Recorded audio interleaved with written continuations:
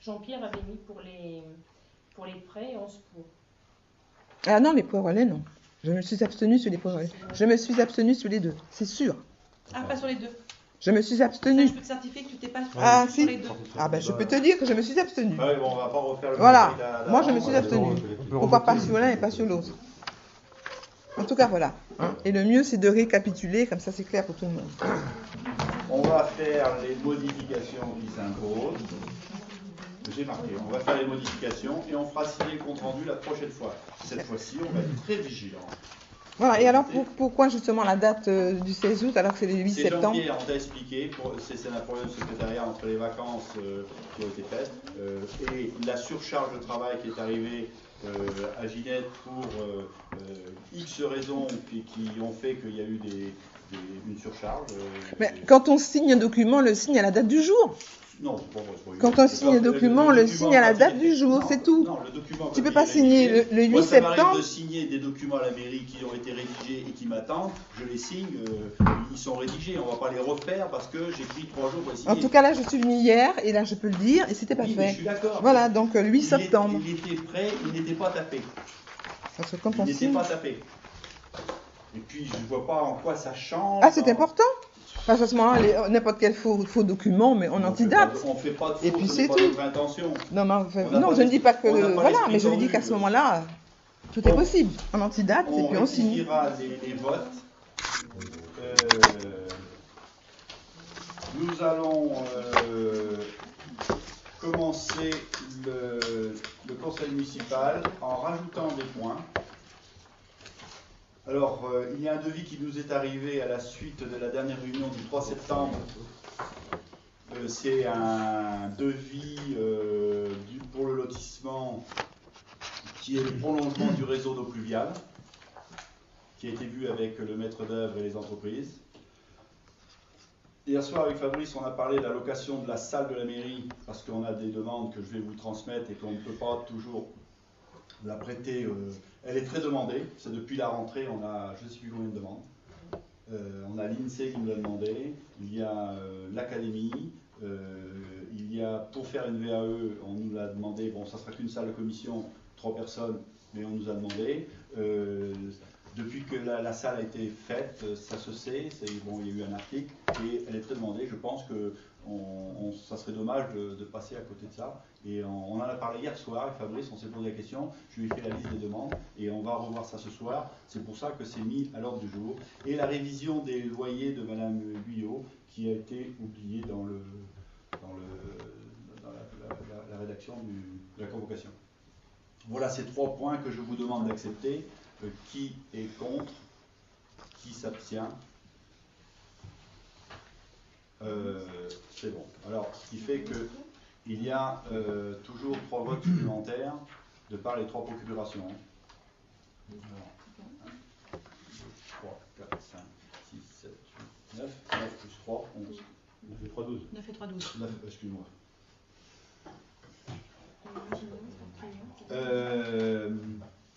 Voilà.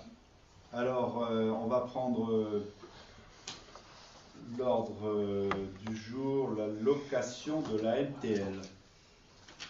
Alors, la location de la MTL, nous avons été obligés de mettre ce point à l'ordre du jour pour prendre des décisions. C'est pour les personnes hors commune, mais qui ont une propriété sur la commune, soit une maison, soit du terrain. Ou qui œuvrent dans même ces personnes-là, on l'avait dit que c'était pour les gens qui payaient des impôts sur la commune. Et il y a des gens qui louent cette salle, ça arrive. Et on a eu un exemple, par exemple, c'est Priscilla Belair qui habitait Mano, mais son entreprise est ici, son propriété. Elle est revenue habiter ici. On a été obligé de faire un titre, de moins un certificat administratif. Pour justifier. Alors, pour éviter de faire ce genre de certificat, on prend une délibération et comme ça tout ira bien. Et il n'y avait pas d'autre chose à modifier? Non, c'est du tout. Hein. Sur la maison du temps libre. Voilà, c'est ça, c'est tout. Alors, qu'est-ce que vous en pensez? Est-ce que vous avez des choses à dire par rapport à ça? Donc pour les personnes qui habitent à l'extérieur de la commune, mais qui ont quand même quelque chose. Qui ont un pied à terre ici. Qui ont un pied à terre, C'est pas souvent. Soit des terrasses, soit des trucs. Voilà, c'est ça. Oui. Mais en fait, elle bénéficie du tarif. Voilà, c'est pour ça qu'on est obligé de faire un titre administratif pour justifier. Parce que là-bas, à Conflans, ça épluche de plus en plus. Hein. C'est normal, il faut respecter, c'est tout. Alors, pour éviter ce genre de désagrément pour des habitants, puis après eux ils s'inquiètent, c'est refusé, on est obligé d'intervenir. Bon, on prend cette délibération, et puis comme ça, on est dans les clous. Si vous n'y voyez pas l'inconvénient, on va passer au vote. Ce sont des gens qui de toute façon payent des impôts sur la commune d'une manière... Voilà. C'est pour ça. Par rapport à cette proposition d'ajouter ça au règlement de l'allocation pour l'allocation de la salle, qui est contre, qui s'abstient, je vous remercie. 11 pour. 12, excusez-moi. 12.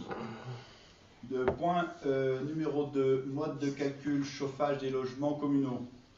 Alors, Ginette va vous expliquer un peu. Expliquer sur la note. Oui, voilà, on a une note explicative.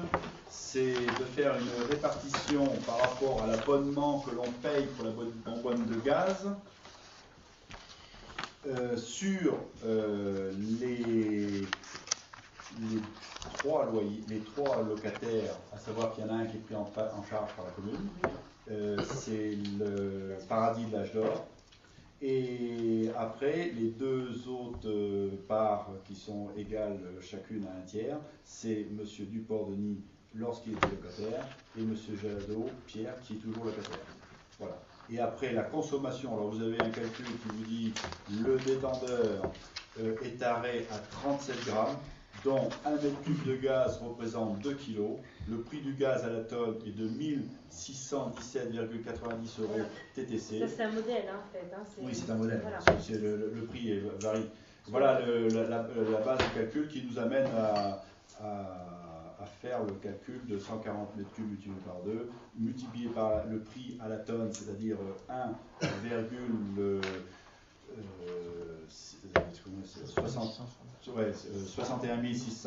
790, ça nous fait un total de 453,01 qui est réparti après sur la consommation de chacun.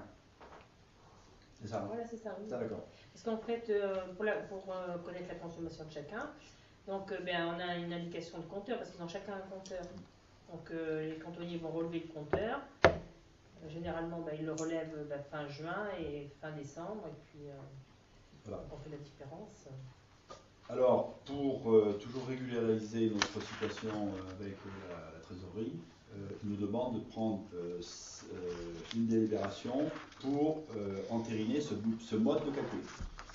Parce que ce calcul se fait depuis toujours. Depuis qu'il y a des locataires. Oui, depuis qu'il y a des locataires. Mais il n'y a jamais eu de délibération pour dire bon, le calcul se fait de telle ou telle façon. Voilà. Alors maintenant, on va prendre une délibération pour entériner ce mode de calcul que vous avez en exemple. Et cette délibération sera transmise au Trésor public.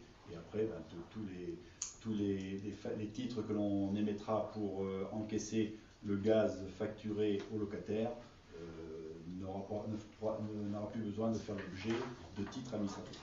Parce qu'on on demande aussi une participation pour les logements des écoles. Et comme c'est dans les contrats de location, ça avait été prévu. Donc là, le détail n'est pas prévu dans le contrat de location des... Les logements des écoles, c'est du gasoil. Oui. Oui, et on avait pris une délibération, on se rappelle. Et c'est mentionné voilà. On avait pris une délibération, comme quoi c'était la commune qui le prenait, et à part égale, on facturait pour celui qui en a deux, je te rappelle. Ça avait évité des histoires, parce qu'avant, c'était eux qui se géraient entre eux. Voilà. Alors, par rapport à cette délibération que l'on va prendre pour adopter ce principe, qui est contre? Qui s'abstient? Je vous remercie. 12 pour. 12 pour, oui. Alors, remboursement, caution. Monsieur Duport a quitté le logement le 13 août 2010. L'état des lieux a été fait. Fabrice, tu veux en dire un mot? Oui.